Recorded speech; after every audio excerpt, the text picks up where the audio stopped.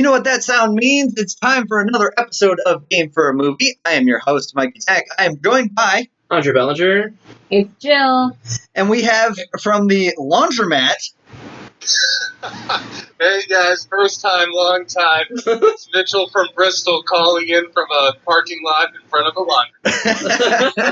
It's like working at the car wash, but Hey. the laundromat. I feel like we should have like a bunch of like soundboard dumbass sounds, like a radio show ready for a call-in segment. Yeah, Sting. That's exactly right. We got bubbles. Yeah. So you can go on your very way, Mitchell. We will just jump into it with you. This episode is all about directorial debuts. We each picked a different director and tried to watch their first film. So we start with you. What director did you pick, and what is their first film? So one of my favorite directors working today is Damien Chazelle. The first film that I saw from him was Whiplash. I saw it on a plane ride from Hawaii back to LA on a business trip, and my boss is the one who suggested that I watch it because he knew how much I love movies, and he knew how much I love musicals. He said, "Hey, this isn't a musical per se, but this is probably one of those movies that's made for you." So I'm like, all right. It was out of the theaters by that point, but I saw it was on Delta. So I popped that on, and then I texted him right after we landed, and I'm like, Bill, that's his name. I think I watched the best movie of this year on a fucking airplane. And I was blown away. I was able to see it in theaters a couple years later. Nice. And then La La Land hits. That is perfectly up my alley. And then First Man came out, I believe, a year and a half ago. So I've seen all of Damien Chazelle movies at this point. I thought, until I did some digging and realized, holy shit, there was a movie that he did before Whiplash. And it was actually his senior thesis project when he was a student at Harvard. And the name of the film is Guy and Madeline on a Park Bench. That's a mouthful. That is a mouthful. Yeah, it's about the title. You did some real digging to find a senior thesis project. Yeah. Well, here's the thing. So, yes, it's a senior thesis project, but it premiered, formally had a premiere at the Tribeca Film Festival. So it was still on people's radars, really in the film community, but it was on people's radars.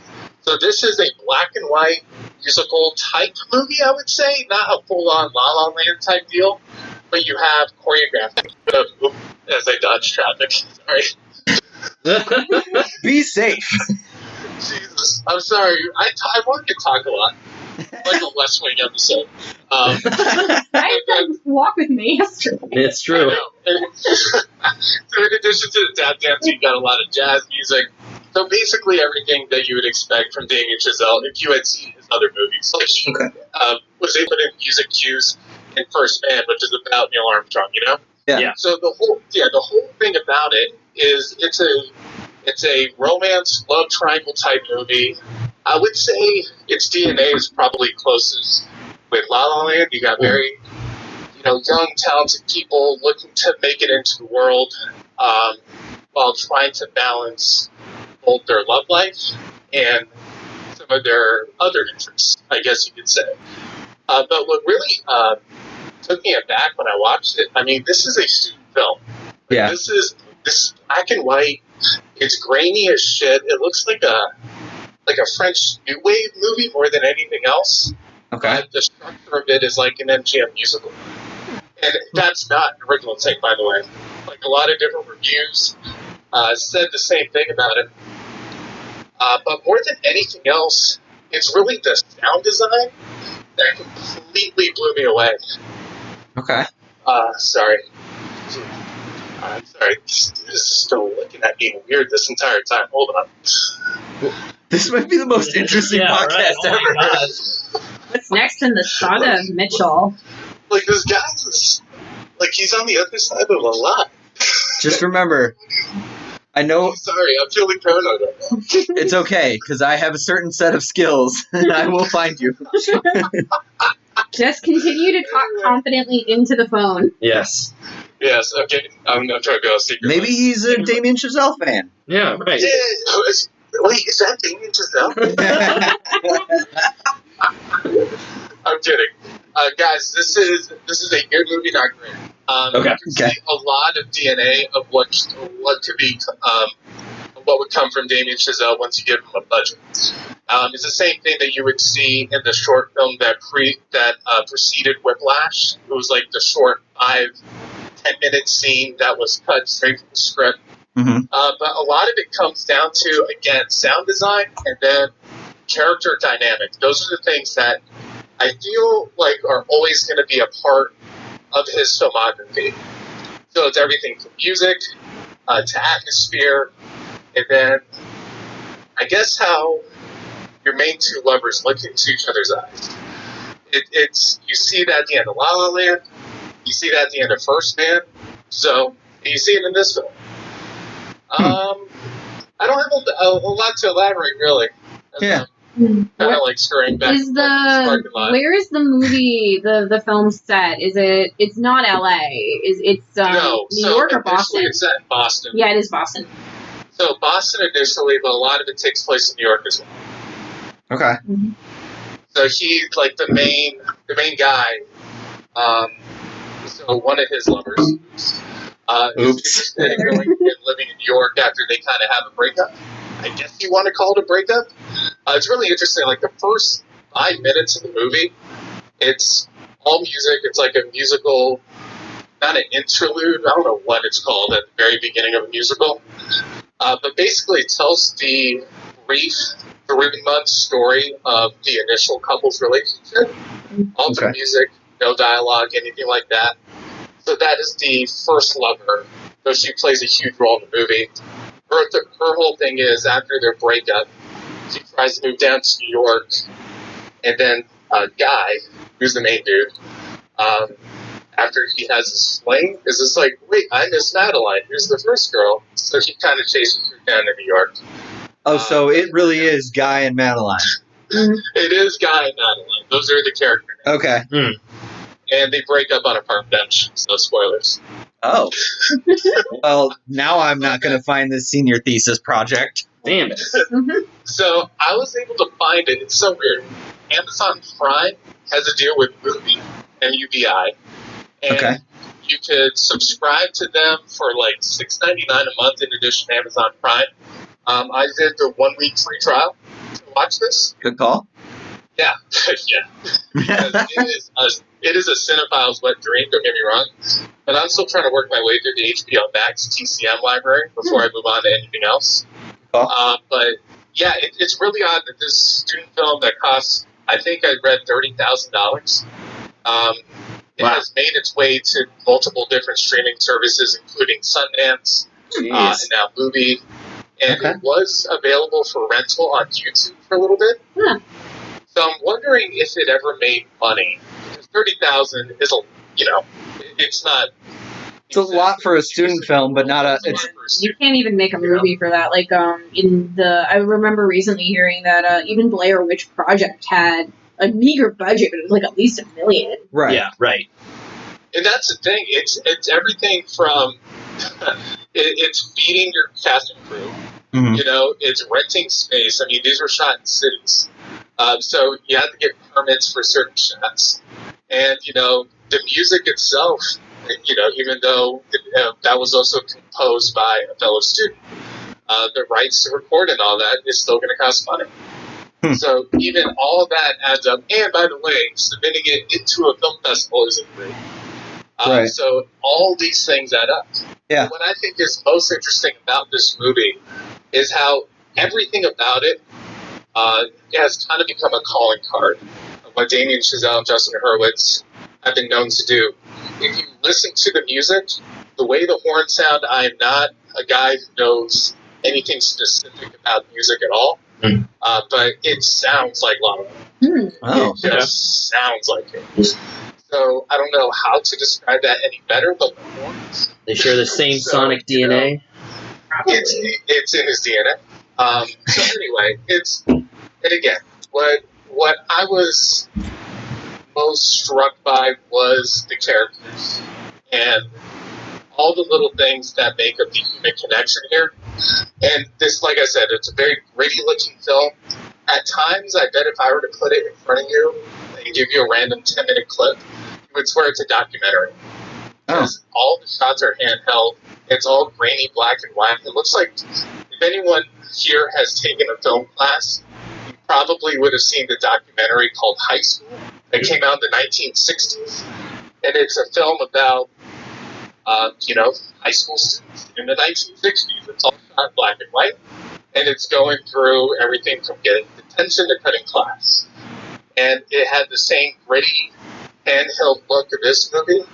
And I think that added to, the humanity behind it. That kind of gives that extra step beyond these guys are randomly tap dancing now. There's some realism to the story with this story. Interesting. Yep. All right. Any questions? I was just going to say, before we let you go, what would you give this movie? Look, it's tough, right? Yeah. Because I'm judging what Damien Chazelle was probably like 20 or 21 when he made this. Yeah. And not to say that you can't make a big movie at that point.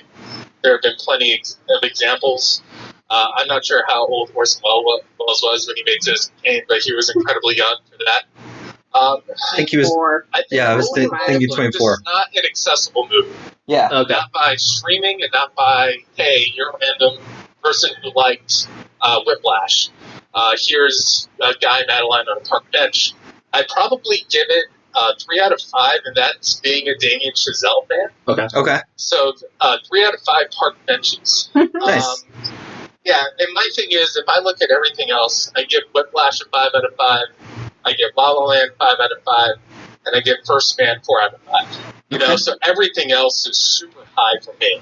Yeah. But this is him just starting to hone his craft. He's just starting to turn the wrenches in terms of what kind of story he wants to tell. And and for that I appreciate it. If it wasn't Damien Chazelle and I thought this was some random dude, this would probably be 2 out of 5. Because some of the tap dancing does seem random. Right. And some of the music cues kind of feel a little gratuitous. But you can see what they're going for, and to a certain level, you have to appreciate that. 3 out of 5, knowing that it's Damien. 2 out of 5, probably unweighted. I didn't know who the director was. Gotcha. Nice. Cool. Okay. Very cool. All right, Mitchell, we're going to let you go. Be safe. The dude left a while back. Okay. Good. Stared him down. Back into the laundromat to fold some clothes now. Again, you can tell how safe I feel in this area. Again, first time, long time. I'll take my answer off the air, and I'll talk to you guys later. Okay, have a good pod. Yeah. Bye, buddy. All right, see you, dude. All right, bye. So now that Mitchell's safe, Thank God. thank God. Yeah. We're gonna jump into the people here. It is really weird to see you guys in person, for a it's pod. nice. It's nice. Yeah, exactly. I'm liking it. We've been doing mostly Google Hangouts and stuff like that, but it's actually nice to see your faces as we talk and drink beer. Because we didn't go into it. What are we drinking, everybody? Oh, yeah. I'm drinking, I think I've done this on the pod before, 2 Roads, 2 Juicy. Classic, old reliable. Nothing wrong with that. I've got Big Cranky from Stony Creek. Stony Creek, fantastic. I've got, is it Dell's Shandy? It's like a summer shandy, but it's made with Dell's lemon ice, so that's great. Is there limes in it? Because the upper part looks like a cucumber. No, but yeah, I see how you get there. I think it's supposed to evoke a lemon lime soda of sorts. It's a beer with natural lemon flavors. There you go. Aha! So, yeah, and it's from our friends in Narragansett. Hi, neighbor. All right. Andre, you're going to follow us up. That's right. Damien Chazelle was first. Who do you have as your director and movie? So I am picking Alex Garland as my directorial debut of choice. Good choice. And his first film was actually a pretty recent one, Ex Machina. He only has 2 films that he's directed so far. So I have a question right off the bat. Yes. I got spoiled on the ending. Oh, no! Okay. And so I have never gone back and seen the rest of the film. Yeah. Knowing the ending, can I go back and watch it and still enjoy it? Yes. Okay. I'd say I would 100%. say so. I've been meaning to talk to somebody about this because I do want to watch it. Yes. It's just I know the end, and Cool.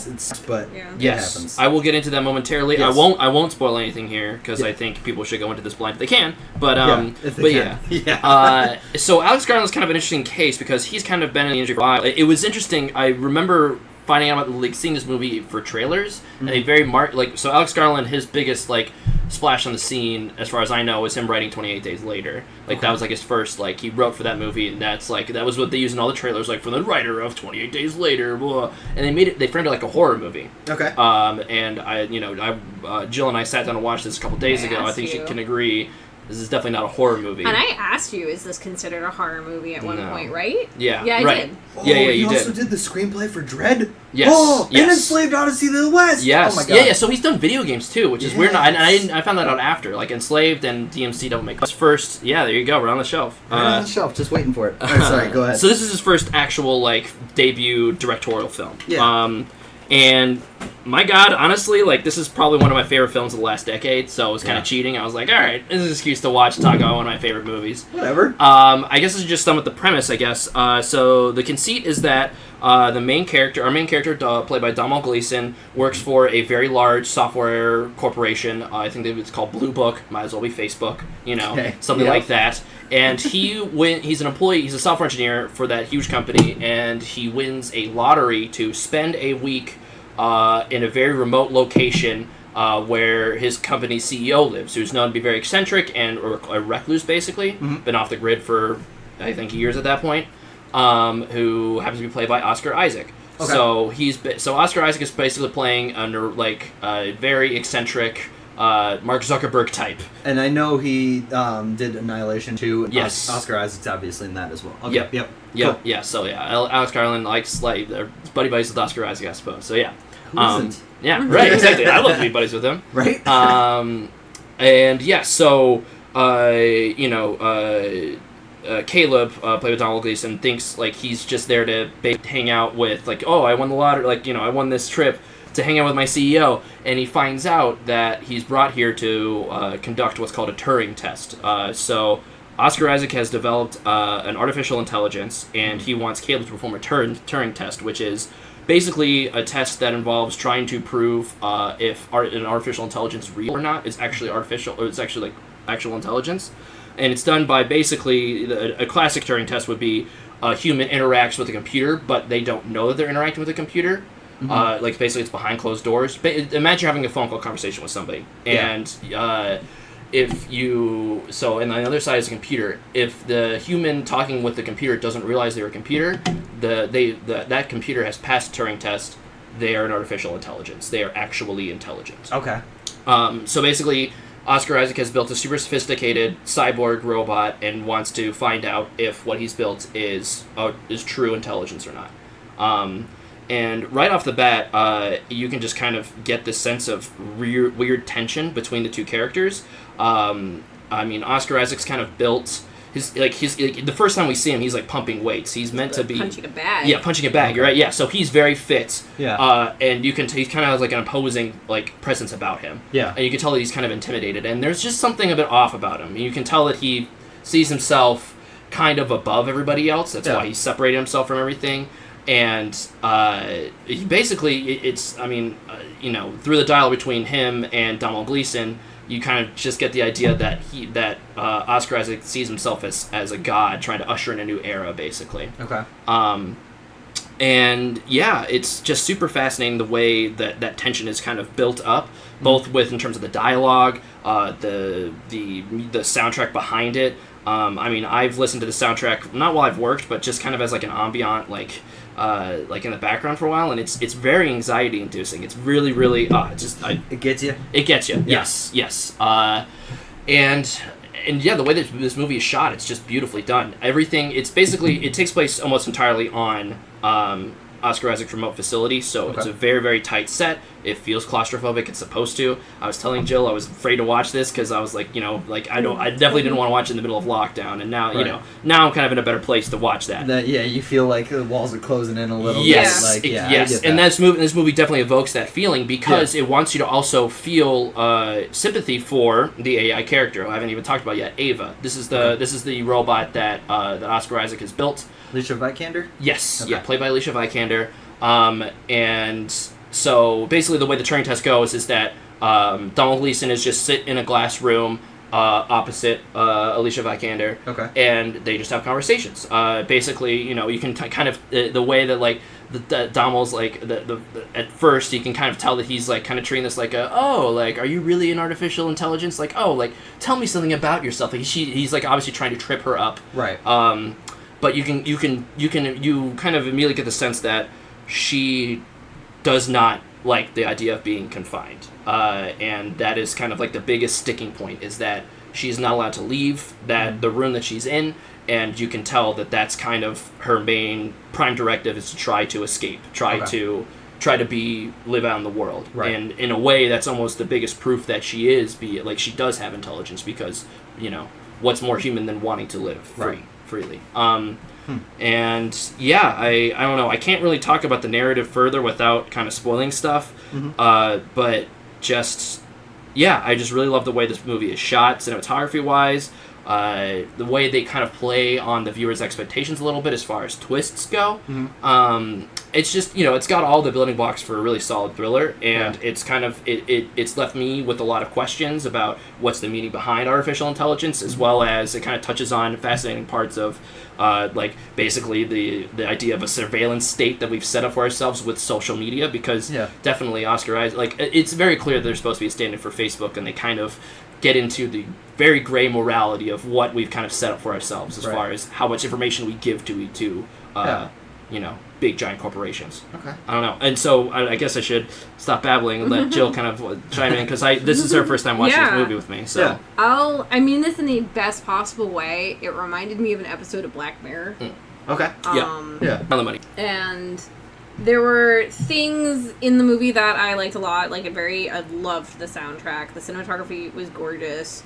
I don't know if it's because I'm just good at guessing things. Yeah. Or I've seen enough stories that were this narrative that I was able to guess some things that were going to happen before they happened. Right. But it was still very, very good.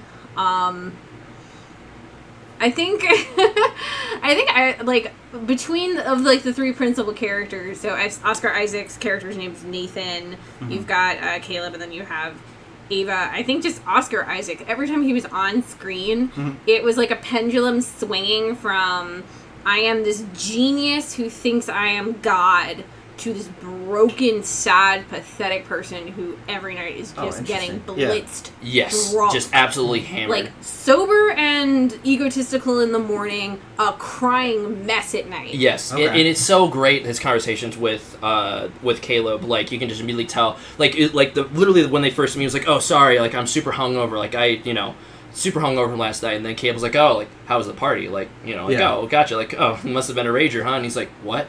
No. Party. Yeah, exactly. And I don't know if I should mention or whatever, but like basically they've ratcheted. This is like maybe in the first half hour or so. Yeah. They've kind of ratcheted up the tension to the point where like Caleb does not trust Nathan as much as he did when he started. Something's fishy. And something is definitely fishy and askew. Yeah. And you find out that there are random power outages that happen in the facility that cause a lockdown. So basically Caleb gets locked in his room momentarily. And, he gets freaked out a little bit, and he brings it up to Nathan, being like, hey, like, what's the deal with these power outages? He's like, oh, it's something wrong with the system. I'm trying to figure it out. It's crazy. Like, I had these guys come in and install my power system, and I paid top dollar for it, and I still run into problems. And he's like, oh, well, can't you just have them, like, come back and fix it? He's like, nah, I can't. I had them killed off as soon as they did it. And you can, like... Yeah. What? And you can but he kind of makes him gives him like a little wry smile where it's like, I'm kidding, dude, but just if he's killed, just the way I'm not giving it the way that's like framed is just like a little casual lining That's the way drops. Oscar Isaac would do it too. Yes, yes. It's very much a great performance piece for all of those principal actors, to be honest with you. So I thoroughly enjoyed it. It's like my dad's loves sci-fi, but he's also rather particular about the type of sci-fi that he wants to watch. He doesn't want to watch. Bad example, but Event Horizon to him is not a good movie, but it's stupid fun. That's like a schlocky horror film. I mean, it's a good horror film, but it's underappreciated. Stupid fun is different than you can have stupid fun movies. Yeah, this is. I mean, it's not as I'm gonna be way too heady. It's not like heady in the way that Prometheus is choking on its own. Yes, mythos. right. But if my dad's gonna watch a sci-fi film, and that's like kind of what I like, because like this is a sci-fi. What? Yeah. Sorry, I spaced out there. On that note, I feel like this is kind of going for what Prometheus went for, but this is actually more closer to nailing it. The whole idea of like, what is the concept of like, exactly. Like, it's heady, but it also is like, you know, Prometheus is also trying to be a fun sci-fi flick at the same time. Now I need to go out of my way, because literally, we're joking about it, but I have enslaved Odyssey of the West right there. It's one of my favorite video games from Xbox 360, and that Alex Garland wrote it. I'm sitting here going, I need to watch this. Like, I need to. Yeah. So what I was saying is that my dad likes heady sci-fi films. And this is one that you're going to walk away from asking a lot of questions. Like, I know after we finished watching it, I turned to Andre and I was just like, okay, so like some theory, like, in theory, these things could happen, or like maybe there was this confrontation that might have happened off screen or later or after the fact. There's a lot of things there that you're gonna just, you know, you want to see what happens next, but there is no more. So all that's left is the vacuum of speculation. Yeah. And I enjoyed it. So I'm looking up. Did I hear correctly that Ex Machina may be getting a sequel? What? Really?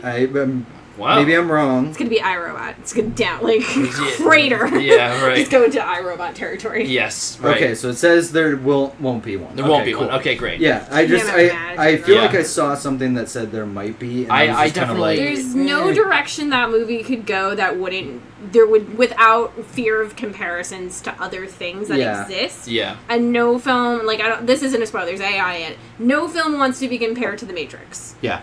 Because when you hear that word, you're going to think very specific things. And not the original Matrix, but like... Oh, alright, sorry, you're right. Yeah, I'm thinking the original. The original Matrix. The I thought you were talking about, like, sequels ruining something, but no, I got what that you're saying. too, but, like, you know, there's some things where it's just, like, you know, there's, like, what's the right word for that? Like, pillars of a genre. Yeah. And when you get into the territory of AI, there's like 4 or 5 distinct, like, you hear AI in a film and your mind goes to like one of a few different types of films. Right. Yeah. And like Blade Runner, one of them. Okay. Yes. Like, you don't, you know, there's unique ways, and I think Ex Machina ends on such a good note that it really defines itself as a really unique take on this genre, that anything that's going to come afterwards is just going to be compared to Blade Runner or The Matrix or iRobot. Right, yeah. Have you guys watched Annihilation? Yes, No. I have. Okay. Yeah. I have not. Okay, you have not. Okay, so I'm wondering more so, Alex Garland. Is it similar style? Is it different style? You can definitely tell it's the same director. You can definitely tell that he has a hand in it. I would say Annihilation is actually much closer to a horror film. Okay. And Annihilation is also adapted from a novel, and I haven't read that novel. So I would say that it's not, like, the narrative is definitely way different. But it still has some great character moments. Like, it still has kind of similar strengths to Ex Machina in terms of it's beautifully shot. The scope of the movie is way bigger, though, I would say. Like, there's way more sets, just period. Yeah. And way more goes characters. Somewhere. Like, it goes, yes, right. There are characters exploring an environment. Yeah. Did he write the screenplay for both of them? Yes. Okay. He did, Yeah. According to IMDb. They both ask very heady questions of the sci-fi variety, but Annihilation covers something very different that I don't want to spoil that in. But yeah, I think Annihilation's a pretty different film. I tend to prefer Ex Machina, but I would say that's down to taste. Yeah, and that's totally fair, because, I mean, they are different movies for what their style is. Yeah, exactly. And then, the only other thing he's really done directing-wise is Devs, and he's done some episodes. Yes, he's done some episodes of Devs, yes. That's why I was trying to... Oh, yeah. Yeah, so he's, like, basically he's known for, like, writing screenplays. And, and, like, his writing, I'm sitting here going, like, this is awesome, because he did 28 Days Later, he did, obviously, Enslaved, Dread, Devil May Cry, Ex Machina, Annihilation, and then some of the episodes of Devs. Yeah. So, okay, alright. So, we get down to rating. Yeah. What would you give this? I know you said it's one of your favorite movies. Yeah. So, what would you give this? I would give this like a 4.75. Oh, man, I should have come up with a metric beforehand. Should have. 4.75 awkward dance interludes out of 5. Oh, God, yeah. It's a moment. Yeah. It's a moment where it's like the tension has kind of built. To the point. And then it's just like dancing. Yeah, no, it's so good. It's deranged. I loved it. What would you give I this love then? it. I would give it 4 out of 5 broken arms. Okay. Okay. All right. Broken arms / hands. All right. Cool. Well, Yeah. all right, that sounds like... So we're going to go a different direction entirely. Yes. Jill? Yes. Time for something way lighter. Let me tell you, this is one heck of a double feature that we watched. Yeah, totally. Yes, I believe that, actually, having seen this movie, so... So for the assignment, I guess, if you will, I wanted to do a director that I could look at, that of films that I've seen, and I could say, like, okay, there's a style here. Yeah. I originally wanted to do Hitchcock, but it turns out that he has a very large filmography, and a good 10 years of that is just not accessible anywhere. So it's not really his directorial debut if he's been directing for 10, 15 years. When you finally get to a movie you can watch. Yeah. So instead I decided to do Mel Brooks. Okay. Because he is such a distinct style, still funny. Yeah. And, going into this, I actually didn't know what his directorial debut was. So I was really surprised when it turned out to be The Producers. The Producers. 1967, actually. It's specifically November 22nd, 1967. I have the page for it open here. Gene Wilder. For those of you who may not have ever heard of this film, or maybe are not familiar with the Broadway musical that came out in the early 2000s, or the unfortunate movie remake from the mid-2000s. I take offense to unfortunate. It was still decent. It's nowhere near as good as the original. It's decent because of what the material. Yeah. And they were banking on... this is a whole side tangent. We'll get there. Yes, it is. So for those of you who might not be familiar with the story, The Producers is about a washed-up Broadway producer named Max Bialystock. Who has had a series of flops, and at this point, he is frisking around with little old ladies. What was the name of the first old lady? Hold Me, Touch Me. Hold Me, Touch Hold Me. Me, She Touch is credited as Hold Me, Touch Me, which I love. Hold Me, Touch Me. She likes to play the milkmaid and the water boy. Yep. Oh, and the chauffeur. And the chauffeur. Anyway, God, so he's making money by frisking around with little old ladies to fund future musicals or plays. Though that's not really going well. So one day during one of his romps with one of his lady paramours, an accountant shows up, played by Gene Wilder. And I didn't say it. Leo Bloom is the character played by Gene Wilder, and Max Bialystock is played by Zero Mostel. Most of you, if you don't recognize that role of him from Producers, you might know him from a funny thing that happened on the way to the Forum. He's been around. He was a blacklisted actor. Really interesting history. Look him up. Anyway, Leo Bloom comes in. He's a neurotic little neebish wreck. Carries around a blanket with him. Very insecure. And after a rather frightening introduction, sits down, opens up the books, and realizes that Max had unintentionally raised $2,000 more than he needed for his last play. That play closed in a night, so no one really knew otherwise. And then, as he's kind of muttering to himself, he says, it's interesting. You can make a fortune by raising more money than you need for a play, as long as it closes within a couple days. And Bialystock has that light bulb moment where he's like, this is it. I'm going to raise the money. There's a lot of little old ladies out there. We're going to put on the worst musical on Broadway or play, and it's going to close in a night, and we're going off to Rio. And Leo was like, that's illegal. Yeah. I can't do this. So the first 45 minutes is just setting up this duo, and they have fantastic chemistry. Zero Mostel's Max Bialystock is just pure id. He has no shame. He's past rock bottom. As I said earlier, Gene Wilder as Leo Bloom is just this nervous wreck, and they just come together beautifully. There's a scene where he's having an anxiety attack, and you can see through the acting him visibly getting red. Yes, yeah. No, that's really what it's like. Wow, like Gene Wilder, great character actor. I feel like, yeah. And this was his second role. Not the right way to phrase that, I but think this was his second film role. Was it? Yeah. Wow. This is a very young Gene Wilder too. Okay. Yeah. I'm gonna look that up.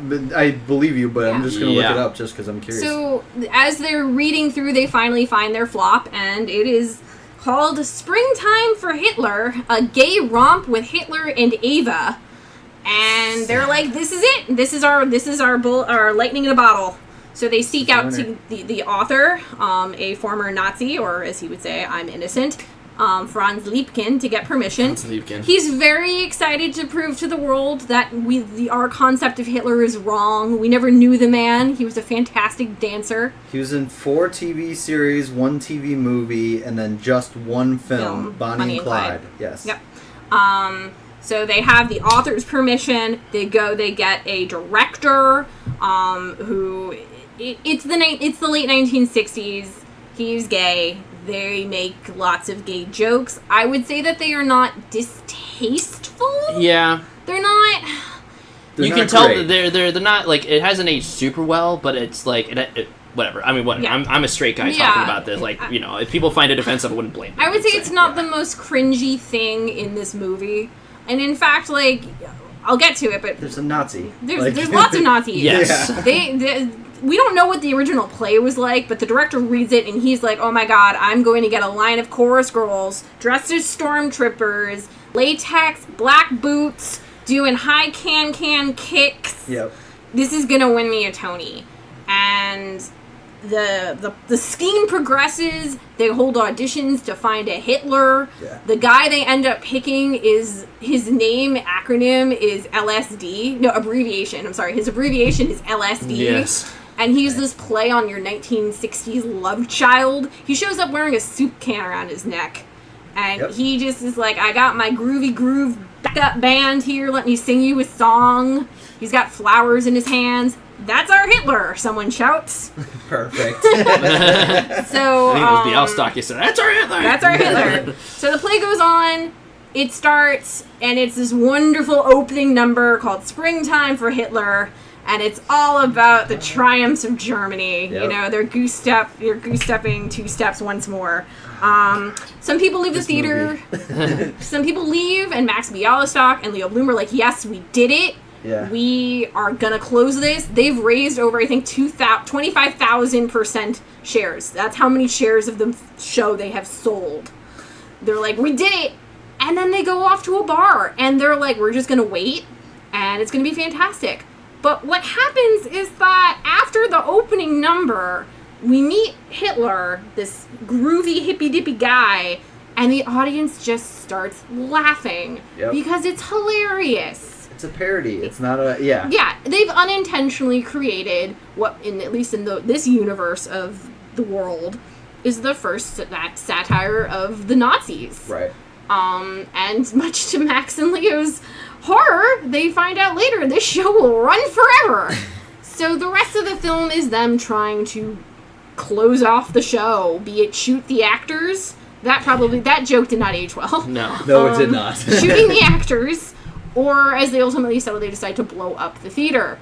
They do blow something up, but they get caught and they get sent to jail. There's a wonderful courtroom scene right at the end where, you know, they're about to get their sentence, and Leo stands up and he's like, this man is selfish, he's mean, he's horrible, and Max the whole time is just like, don't help me, please don't help me, right, stop helping me. But it ends with Leo saying, you know what though, he didn't hurt me because he helped me live. He didn't hurt these old ladies. There are all these old ladies behind them. Yep. He gave them one last thrill off the way, on their way to the cemetery, and they get a standing ovation. And the film ends with them running rehearsals for a show inside the state penitentiary. Was it Prison Time Lovers? Prisoners of Love. Prisoners of Love. And you think they might be reformed, but no, they're selling shares they're scheming of still. the play. Yep. Though we only see them sell 100%. We see 3 guys in line. One guy buys 20, another guy buys 30, and then a person shows up with a letter from the warden. Yeah. And Leo's like 50%. So it ends right there. So we're like, oh, do they raise more than that 100? They may try to do it again. Doing. Overall, this movie has aged surprisingly really well. And Sorry. and my game, it paid off because you see so much of Mel Brooks' distinct style in this movie. Fourth wall breaks to the audience. Mm-hmm. There's a scene where after Leo has a panic attack, Max looks at the camera. He's like, they find me. They always find me. Mm-hmm. I love that. And just... Mel Brooks has gone on record and said that he's kind of made it his life goal to laugh at Hitler. And a couple of years ago, I think it was in 2016, he was part of a documentary called The Last Laugh, I think it's called. Okay. And the entire documentary is about Holocaust humor. When is it appropriate to laugh? When is it not appropriate to laugh? Okay. So they have all these famous comedians and directors talking about Holocaust humor and when it works, and it works best when you're making fun of the Nazis and Hitler. Mm-hmm. When does it not? When you're actually seeing the camps and the prisoners, and they talk about a whole bunch of different films. So Life is Beautiful, the Yep. Italian film, Mm-hmm. a lot of people don't like that movie because they think that the father who's trying to lighten the mood for the son is incredibly disrespectful. He's trying to make light of the situation for a child, but I he's still also love that movie. indirectly being comedic to the audience. Yeah. And some people think, well, we shouldn't be laughing when they're in this concentration camp, even if it's for the sake of this child. There's a movie, I can't remember what it's called. It's something about a clown. It's never been screened. I should have looked this up to begin with. But it's also about laughing at the Holocaust and the person who is Day in. the Clown Cried? Yes. This movie has never had a public screening.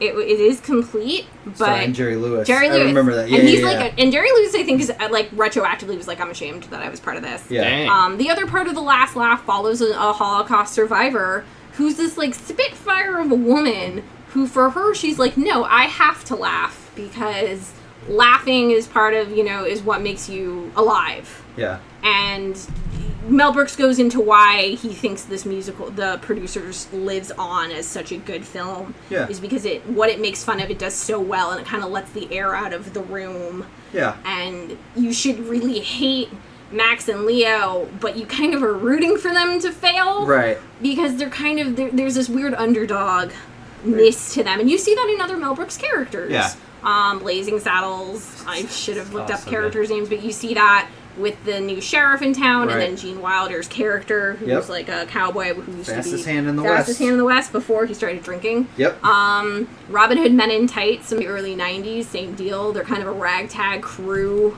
In this case, you're supposed to be rooting for them. They're Robin Hood. But they're kind of mismatched, and you have all these weird personalities coming together. I'm so mad I didn't think of Gene Wilder's character in Blazing Saddles because he goes, my name's Jim. My friends call me Jim. And it's such a dumb joke, but I love it. Yeah. Sorry, keep going. The producers, and in pretty much any Mel Brooks film, is very memeable.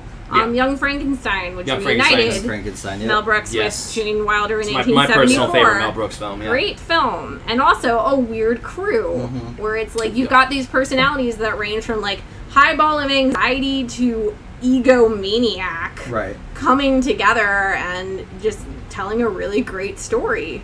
Regarding the musical, they did make one in the early 2000s. First musical I ever saw.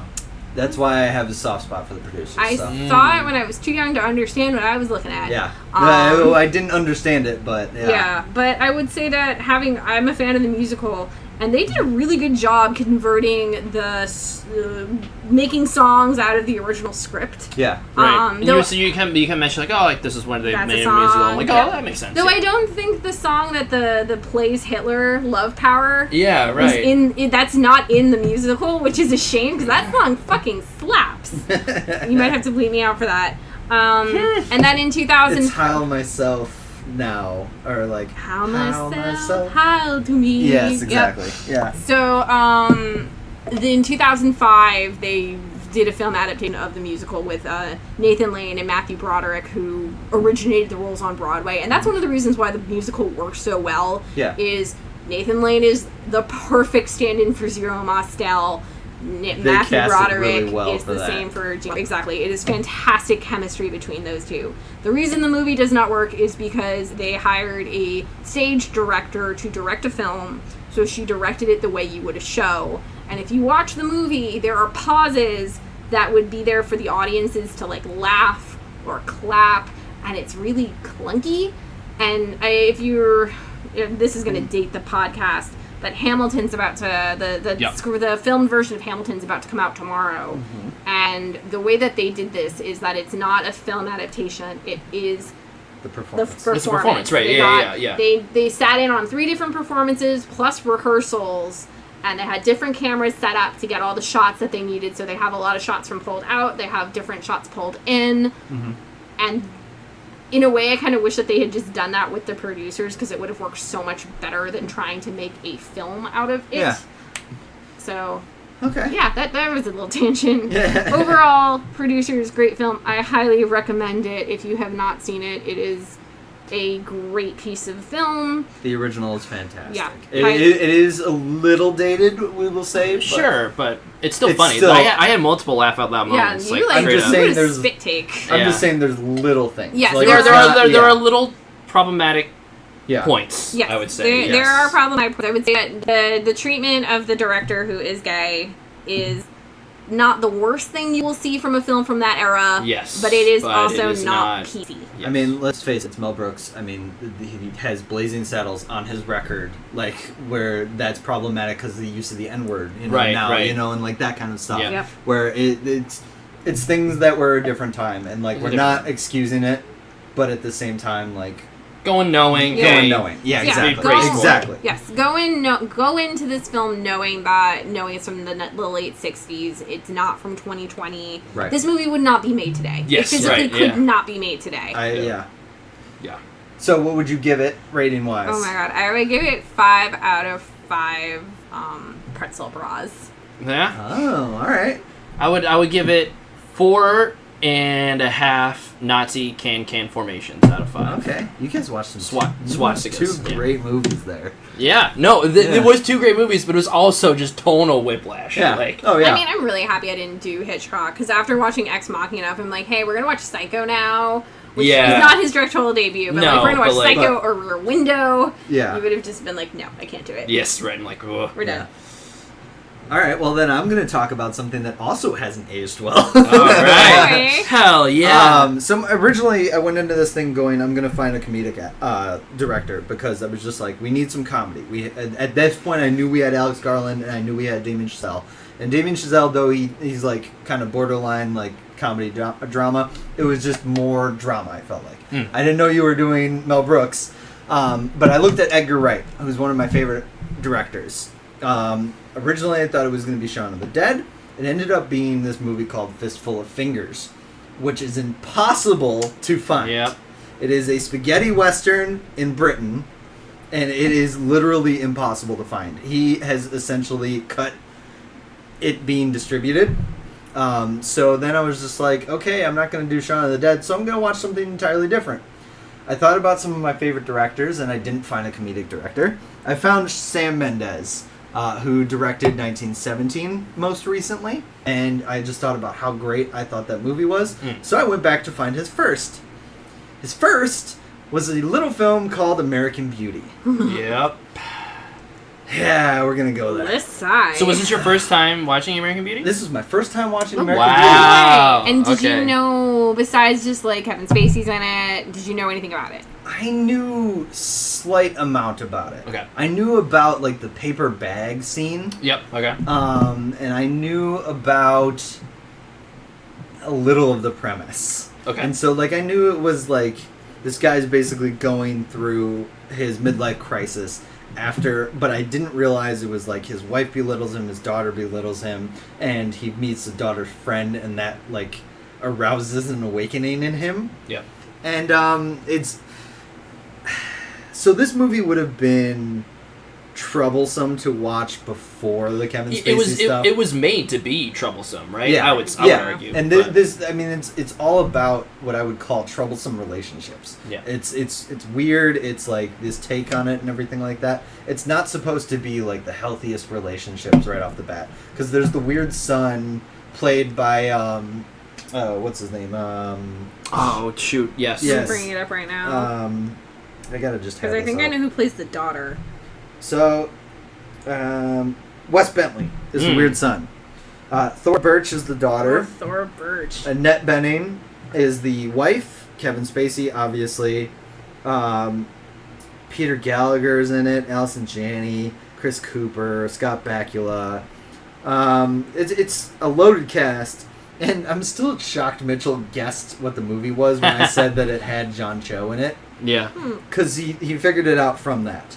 John Cho was literally just he went to a sale of a house and like looked at the house and he was in for 30 seconds and he was gone. But somehow Mitchell guessed that was the movie.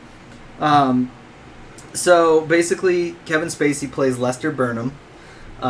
He meets his daughter's friend Angela, who's played by Mina Suvari. I don't know what else she's been in lately, but basically like falls in love with her and just keeps seeing her, and then like it starts his midlife crisis where he realizes he's old but he's not living his life to the fullest, so he does things like quit his job, he goes and works at a burger shack, like, you know, it's literally all he wants to do is be a line cook at a McDonald's, you know, like not an actual McDonald's, but that's essentially what he wants to do. The standard, yeah. Yeah. And the movie's weird. Yes. Because it is supposed to be like strange. There's a character called the General that thinks his son is doing like sexual favors for him, for Lester. And really, he's just selling him weed, because he's just smoking weed. Like, he's smoking a ton of weed and stuff like that.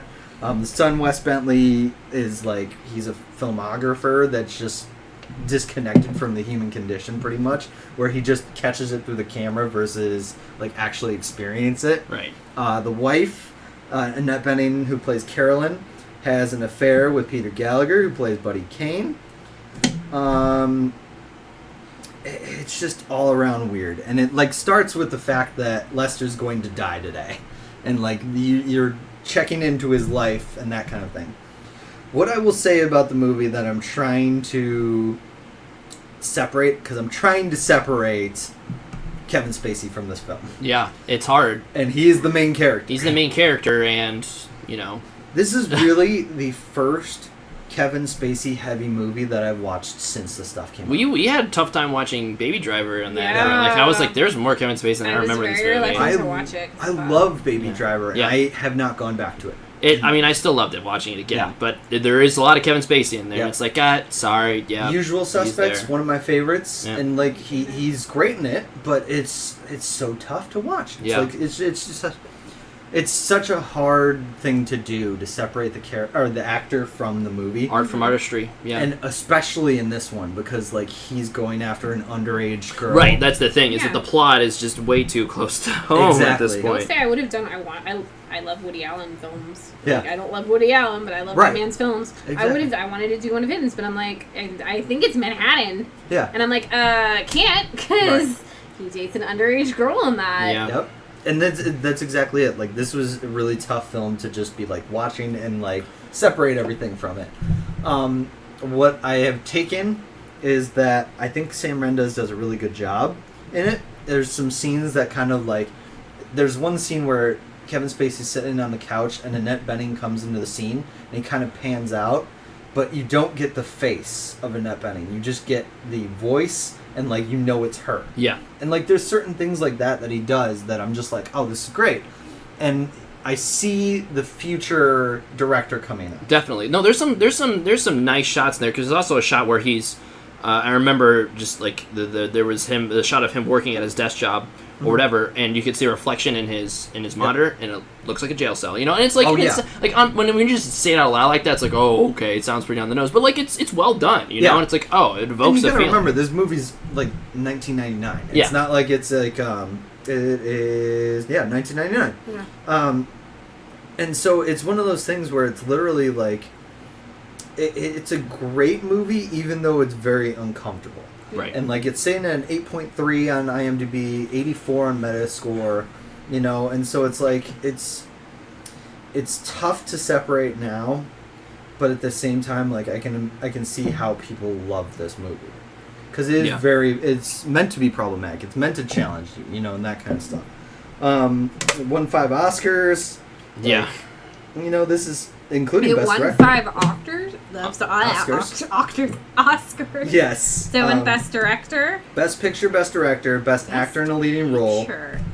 Best Writing, Screenplay, and Best Cinematography. This would have been the 2000 Oscars. Yep. I want to see what it beat. And there was also 3 other ones that it was nominated: Best Actress in the Leading Role, Best Film Editing, and Best Music Original Score. I don't know about the score, but whatever. Yeah. But it was a very good movie. I don't know. It's tough to separate, and so that's where I'm getting to my final rating, because I think I have 2. Before the Kevin Spacey stuff came out, I probably could have given this movie like a 4 out of 5. Okay. Yeah. After, it's like a 2 out of 5 probably, because it's just too uncomfortable. Like it's too uncomfortable. So I guess your bottom line is you can't recommend this movie now. I can't recommend this movie now. Interesting. Yeah, exactly. I haven't, because I watched it beforehand and I also enjoyed it. But probably I don't remember it well enough to give it a hard rating now. But if you asked me then, I would probably give it like a 4 out of 5 as well. I didn't like the film. I know you said you did not enjoy it. I saw it in college. I found it to be. I get what it's trying to do. Yeah. What? But the whole concept. Like, I like that it's a satire of American middle class, middle Americana, but the whole concept of him lusting after the daughter's friend is just so. Ugh. So that's interesting, right? Because I think that's like, I mean, not to be That's the that point. guy, yes, but like I think that's also like, I think that's where kind of gender comes in a little bit, right? Where it's like I can totally see that perspective, where it's like the dude's a fucking predator, and like that's an unequivocal fact. Yeah. But when I first watched that movie, I was like, "Oh man, this is just fucking tragic." You know what I mean? Yeah. But like, the thing is that when I watched it, I didn't even feel for the girl at all, like the friend at all, which she's the biggest victim out of all of it. And like, as much as like, and I'm not victim blaming or anything like that. She also tried to seduce him. Yes. It's not like she was saying like, "Oh, no, I don't want this." But also, she's a 16-year-old girl. Yes. Who does not understand the ramifications of actions. Yes. And that's what the scene that got me from this whole thing. Even though it is dirty and wrong and everything like that. Yeah. The scene that got me in this thing was when he learns she was a virgin. Right. Yeah, right. I was going to say, is it like, that's what sticks in my mind too, right? Yeah, and then he's just like, okay, I can't do this. Yeah, the reality kind of crashes in where it's just like, okay, there's desire, then there's acting on it. Right. And this is just she's a girl. Yes. Yeah. She's not a woman, she's a girl. And like, in the way I'd see it is that there's a reason that Kevin Spacey dies in that movie, and it's kind of because, like, to me, that was the film saying he's gone past the point of no return. He's irredeemable, is how I would frame that in my mind. Walk back into that marriage. Exactly. Yeah. Well, that, and also you can't walk back trying to have sex with a 16-year-old girl. Right. You know? I wouldn't have been surprised if that movie ended with him taking his own life. Like, that's the thing. Just faking his death. Just starting pulling over a Dexter. Yeah. But so it's very uncomfortable. As I said before, the Kevin Spacey stuff, I would have probably given it 4 out of 5. Rose petals. Sure. You know, I mean, that's the obvious. Yeah. Or plastic bag, paper bag. Paper bag, exactly. I also thought about if after the Kevin Spacey thing, I'll give it 2 out of 5 videos in Son's room that he has on the shelf. Yeah. Yeah, I mean, it's tough. You know, it's an interesting case study for sure. You know, it is. I haven't gone back to it. I don't think I will. I do have a question for you. So, what about the movie is distinct to Sam Mendes? That's the thing. I can't really say there's a certain thing because it's almost like it launched him the other way. Because Sam Mendes now does like a lot of James Bond. I was about to say, it's like I don't remember. I remember watching Skyfall and being like, oh man, this is the guy who made American Beauty. And this is something that I noticed when I was trying to think about a director was, just because you're a director doesn't necessarily there's so many other people who go into making a movie. Not every director has a distinct style. Not everyone is a Peter Jackson. Even Steven Spielberg, you're watching a Spielberg film, but at the same time, they're not screaming style. Yes. Yeah. And, his next movie was Road to Perdition, which I feel like could follow some, close resemblance, is what I will say. And then he went to Jarhead, Revolutionary Road. Revolutionary Road's a good Away We Go. Then Skyfall and Spectre. Wow, really? There's that big of a gap? Away We Go is like 180 from Revolutionary Road. Yeah. 3 years between Away We Go and Skyfall. Okay, gotcha. 1 year between Revolutionary Road and Away We Go. And then you get 3 years in between Skyfall and Spectre. And finally... he directed Spectre, too? Yeah. Oh, wow. And then 4 years to 1917. Okay. So the only thing I will say that seems like consistent from the beginning to the end is that he lets shots linger. And like, yeah, it's easy to say 1917 because like it's all one shot, sure, like that. But in what I've found about American Beauty is that there's some shots that just kind of go like it's just, all right, I've got this shot of you two, and you finish talking, but we're still here, just kind of lingering, and then all of a sudden, shoom, shoom, shoom, you know, like that kind of thing, where it's like zoom in, and then. All right, back out to the full. Harsh use of cross shots, I guess. Exactly. From what... So I've seen American Beauty, I've seen Revolutionary Road, and I've seen Away We Go. And I don't know if this is him picking the movies he wants to direct, or he's a thing. So all three of those films in this case are about American families. Yeah. So we have middle-class Americana. Revolutionary Road takes place... don't remember, it's not present day, it's like the 50s or the 60s, I think, and it's about a family coming apart and having their own skeletons in their closets and the marital strife between Kate Winslet and Leonardo DiCaprio.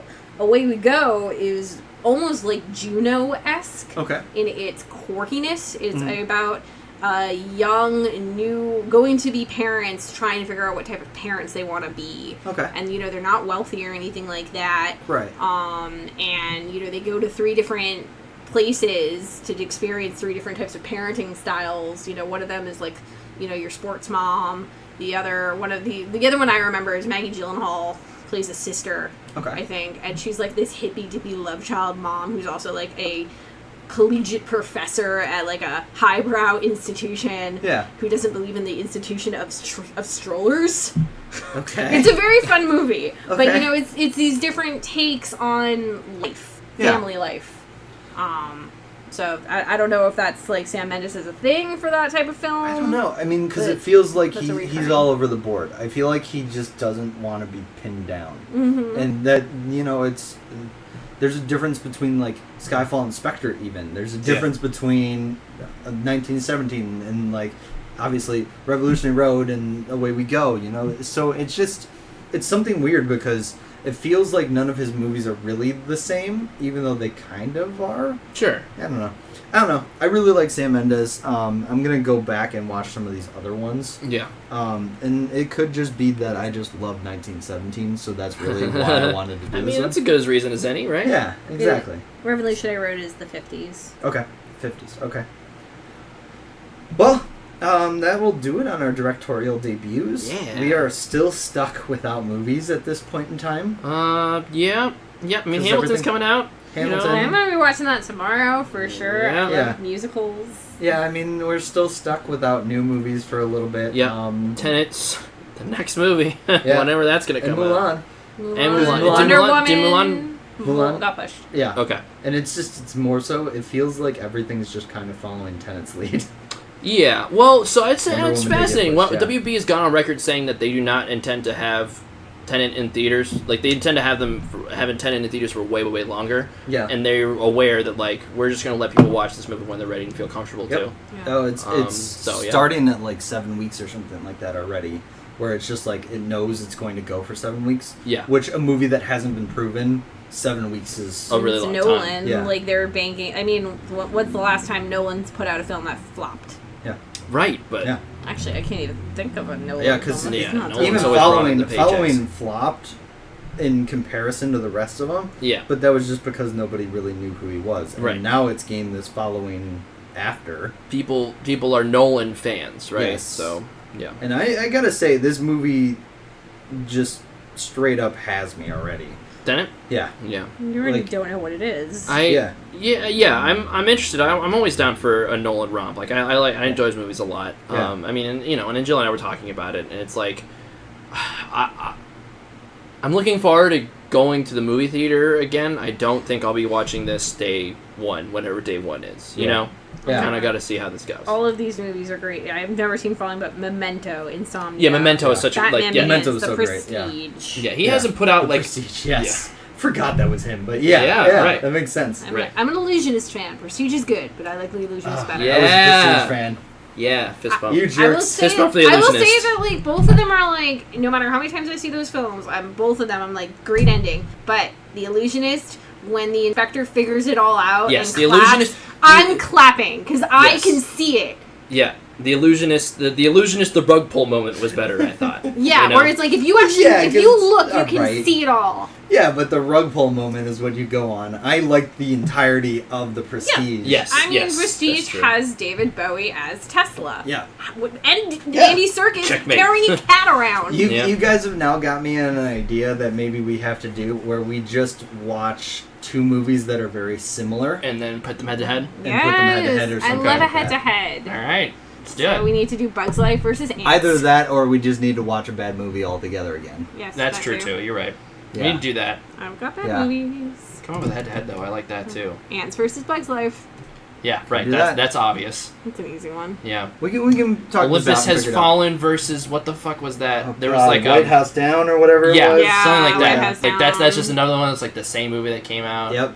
That would actually, yeah, that's an interesting one because those came out the Well, same you need time. also yeah. like I feel like you need like a really I feel like we should come not up the with, example good here, but movies. like Hunger Games versus like Hunger Games versus Diversion is like you can't really do that comparison because like Hunger Games. it would be Hunger Games, but like right. they're both. Divergent versus Maze Runner. Right, that's the thing. It's like I would put those two in the same league. Yeah. Right, exactly. I'm not even a big Hunger Games guy, but it's like that was a Those are the phenomenon. two, yeah. That was a phenomenon. Like Hunger Games was a phenomenon. We're Those talking two ones were- that fell through the cracks. Yeah, those two were standard YA adaptations. we will figure this out. We've got some time until the next big movie. But there comes needs out. to be a game because it's been a while since the game has been featured on Game. We for could a definitely Movie. do a game and make somebody do Watch a bad something movie. bad. Okay. Yeah. Yeah. Yeah. Primarily, I want it to be you to lose so I can enjoy another bad movie. I just like bad movies. Ah! You can lose now. You've done enough shows. You could be in this mix. Yeah, Aw. right. Yeah. But all right, that'll do it for our friend Mitchell at the laundromat. Maybe abducted. We don't I know. hope We'll not. find out. We'll find out. I am your host, Mike Butank, joined by. Andre Bellinger. Jill.